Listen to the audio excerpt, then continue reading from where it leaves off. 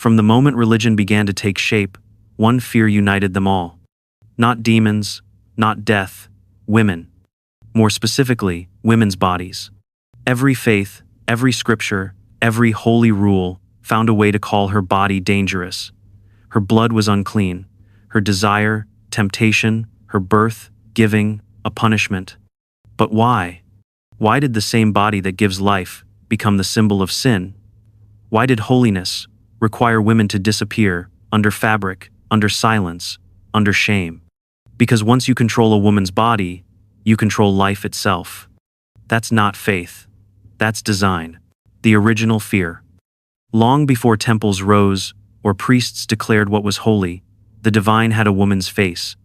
People worshipped what they could see, the land that gave food, the belly that gave life, the body that bled without dying. To early tribes, that wasn't weakness, it was magic.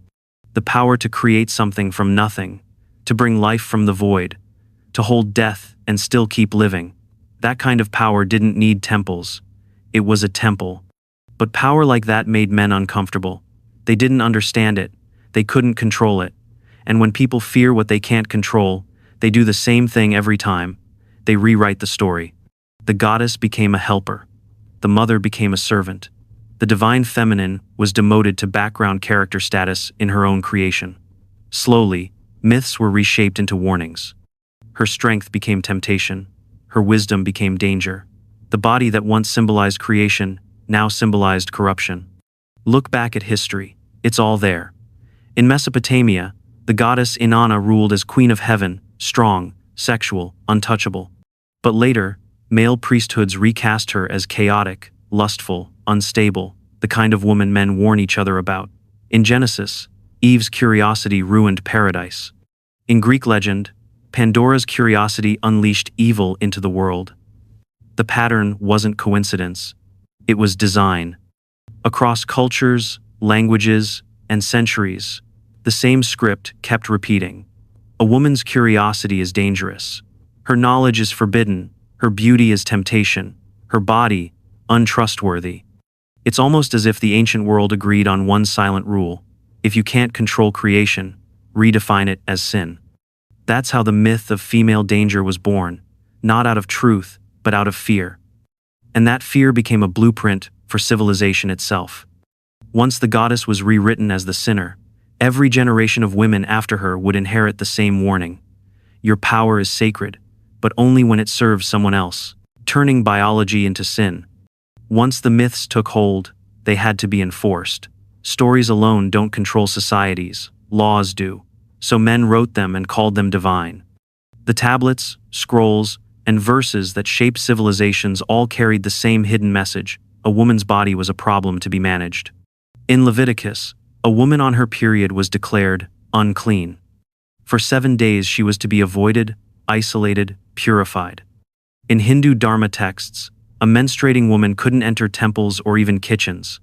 In Islam, she was told not to pray or fast until her body returned to purity. Different cultures, different centuries, but identical logic. Her biology wasn't sacred, it was guilt in motion. Imagine being told that something as natural as your monthly cycle offends God. That the process that connects you to creation is the very reason you're barred from it. The one thing you can't escape, your own body, is now the proof of your impurity. That's not religion, that's strategy. It's a system that regenerates itself every month, without supervision. A perfect loop of shame. Each cycle begins, and so does the guilt. You don't need guards when someone polices herself. You don't need prisons when someone believes her body is already one. And here's where it becomes brilliant in its cruelty. Men wrote laws about purity, but only women paid the price. Their uncleanness excused exclusion from leadership, from worship, from equal humanity. And over time, those rules stopped needing enforcement. They became instinct. Generations of women taught their daughters to hide, to whisper, to wait until they were clean again. Religion didn't just spiritualize hygiene, it moralized it. It took the cycles of nature and turned them into moral verdicts. And once that idea settled in, half the population learned to associate being female with being flawed. You can't build deeper control than that, because it doesn't need guards or sermons. It lives in the bloodstream itself. The war on desire. After turning biology into sin, religion set its sights on something even more intimate: pleasure, because nothing threatens control more than a woman who owns her desire. Desire makes her confident, independent, hard to manipulate. And that terrified the men who claimed to speak for God. So they called her pleasure dangerous. They said women who enjoyed sex were temptresses, corrupting men, leading them astray. The problem wasn't desire itself, it was who was allowed to feel it. Male desire was natural, expected, even justified. Female desire was a moral crime. The solution? Punish the pleasure, glorify virginity, label lust a sin, wrap sexuality in silence and call it virtue. Every religion had its version: vows of chastity, purity rings, veils, confessions whispered through fear. Different rituals, same purpose: make her feel dirty, then sell her forgiveness. And that forgiveness always came at a cost, not just in money or sacrifice, but in self-worth. Women were taught that holiness meant denial, that pleasure was something to fear, not something to understand. They learned that their own bodies were dangerous territory, something that needed supervision, control, ownership. It was a masterpiece of manipulation. By defining purity as absence of pleasure, religion built an entire economy on guilt. Women became both the product and the consumer, shamed for desire, then praised for suppressing it. The priests didn't need to chase sinners. The sinners came to them, begging to be purified. Even now, the language hasn't changed much. Cover yourself. Be modest. Don't tempt men. As if men's morality lives under women's clothes. It's not modesty. It's moral outsourcing. The ancient idea that women are responsible for controlling male behavior. And the cruelest part? It still works. Every time a woman doubts her right to feel pleasure, the system wins again. Because a woman disconnected from her own desire is a woman easier to rule. Birth, pain, and punishment. After condemning desire, religion turned to the one thing it still couldn't control: creation itself, the womb, the source of life. And here came the cruelest twist of all, turning childbirth into a curse. Your pain in labor will be severe, Genesis says. It wasn't biology, it was punishment. A divine sentence written against every woman to remind her what happens when she disobeys. Think about that. The most miraculous act a human can perform, bringing life into existence, was rebranded as evidence of sin. Creation became consequence. The miracle of birth transformed into divine payback. That's how deeply religion feared women's power. It couldn't destroy it, so it rewrote it. Meanwhile, men began writing themselves into the role of creator. God became a father. Priests became fathers. Kings became fathers of nations. The symbolism wasn't accidental. Women gave life, but men took credit. By making creation masculine, religion flipped nature upside down. Suddenly, men weren't born of women. Women were created for men.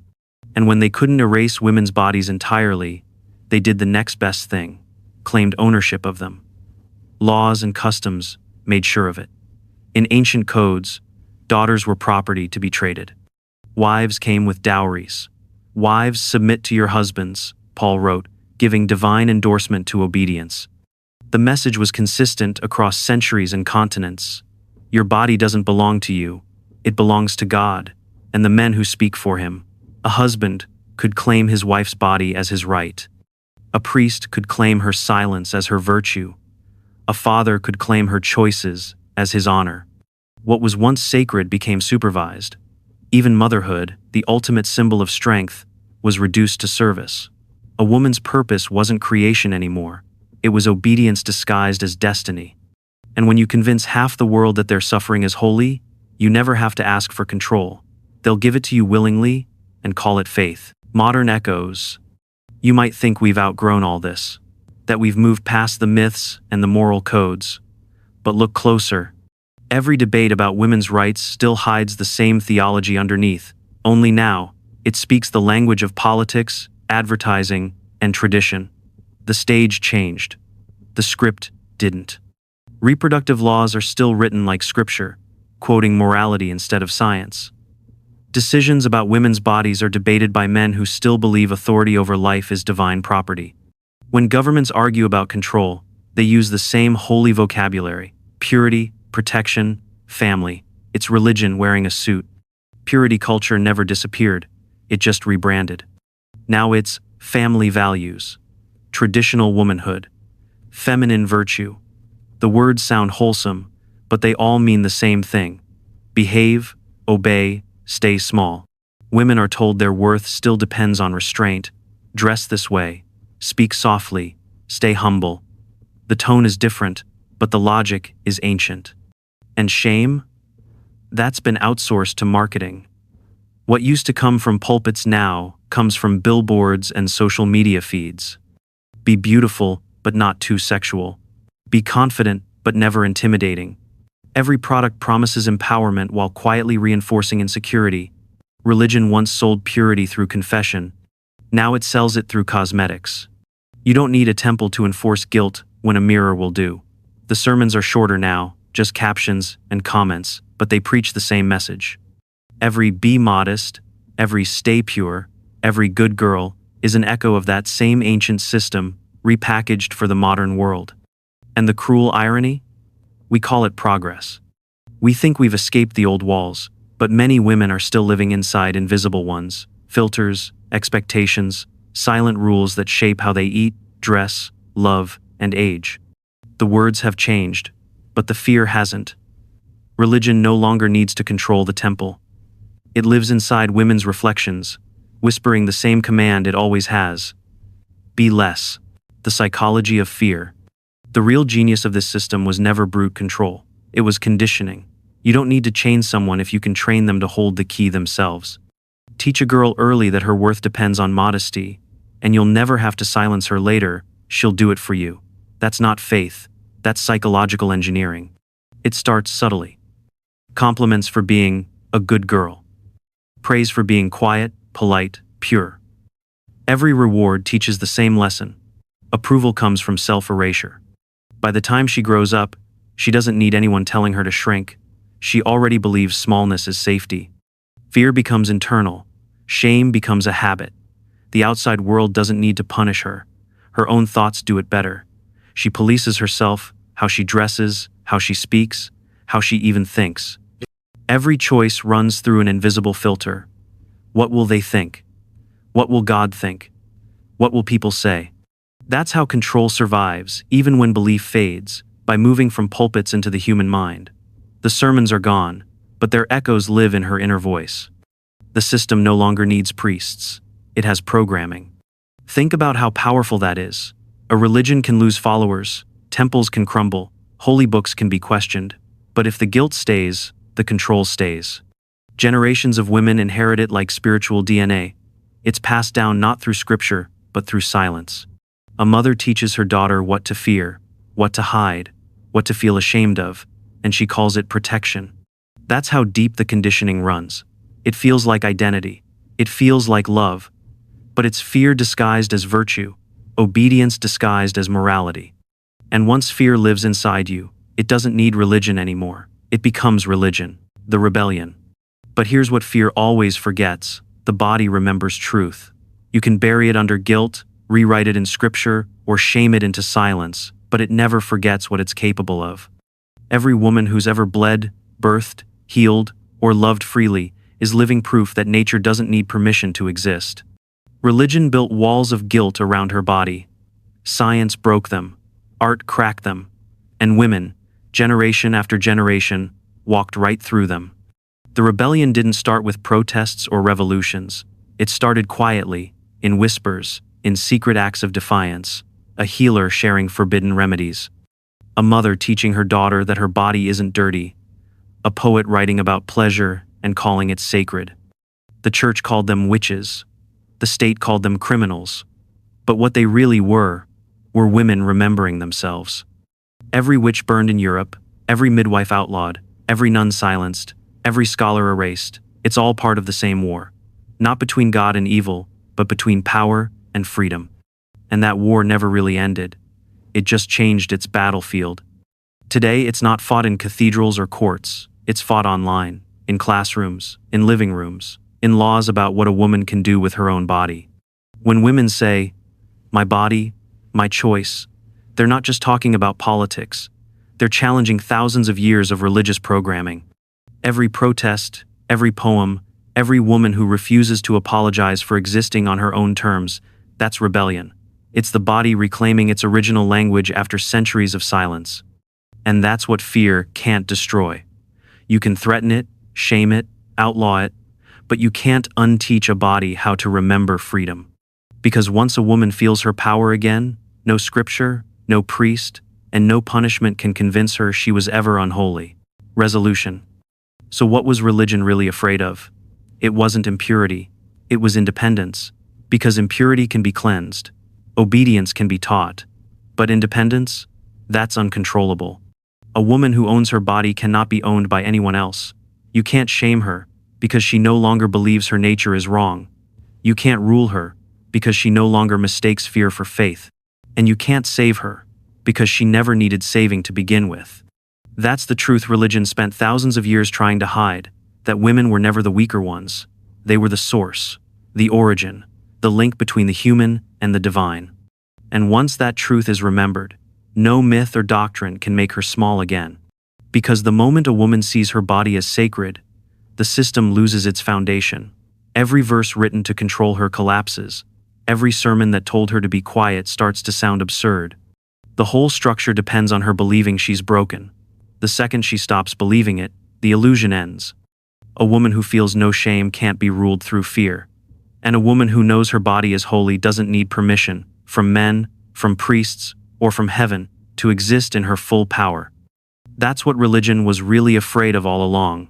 Not sin, not disobedience, but the return of the truth it buried, the truth that creation, power, and divinity were never his alone. They've always lived in her.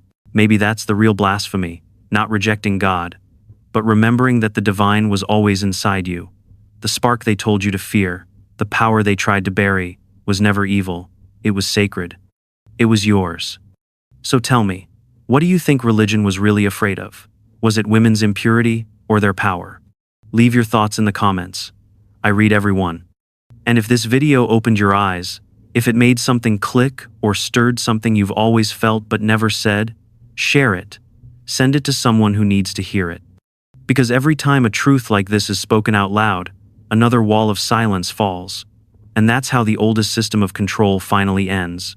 Not with rage, but with clarity. Your body was never the sin. It was always the proof of life itself.